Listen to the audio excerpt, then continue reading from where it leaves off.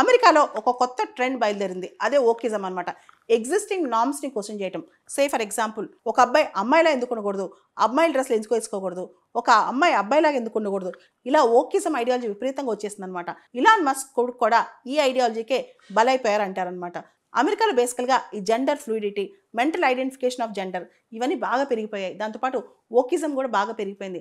దీని అన్నింటినీ చెక్ పెట్టడానికి మనకు తెలుసు రిపబ్లికన్స్, అమెరికాలో రిపబ్లికన్ పార్టీ అంటే కన్జర్వేటివ్గా ఉంటారు. బేసిక్ క్రిస్టియన్ వాల్యూస్కి ఎక్కువ విలువిస్తారనమాట.